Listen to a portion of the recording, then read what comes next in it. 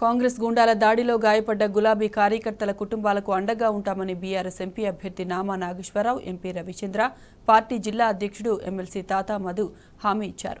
తిరుమలాయపాలెం మండలం మేడిపల్లికి చెందిన బాధిత బీఆర్ఎస్ కార్యకర్తలను గులాబీ నేతలు పరామర్శించారు. అధికారం ఎవరికీ శాశ్వతం కాదని కాంగ్రెస్ నాయకులు గుర్తుంచుకోవాలని సూచించారు. గులాబీ శ్రేణులపై దాడులను సహించేది లేదని బీఆర్ఎస్ నేతలు తేల్చి చెప్పారు.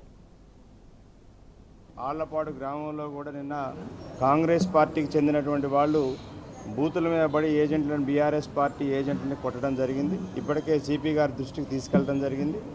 ఈ సందర్భంగా పోలీసు వారికి అధికారులందరికీ కూడా విజ్ఞప్తి చేస్తున్నాం. బీఆర్ఎస్ పార్టీ తరఫున ఇలాంటి దాడులకు పాల్పడ్డటువంటి దోషుల్ని చట్ట ప్రకారం కఠినంగా శిక్షించాలని, మరోసారి భవిష్యత్తులో ఇవి పునరావృతం కాకుండా ఉండాలని, ఇటు మేడిదపల్లి కానీ అటు ఆళ్లపాడులో కానీ ఇతర ఎక్కడైతే కొంత శాంతి భద్రతలకు విఘాతం కలిగేటువంటి గ్రామాలు ఉన్నాయో మేము మా పార్టీ అభ్యర్థి నాయకత్వంలో గౌరవ ఆర్ఓ గారు, కలెక్టర్ గారికి, అట్లాగే సిపి గారికి కూడా మేము రిప్రజెంటేషన్ ఇవ్వడం జరిగింది.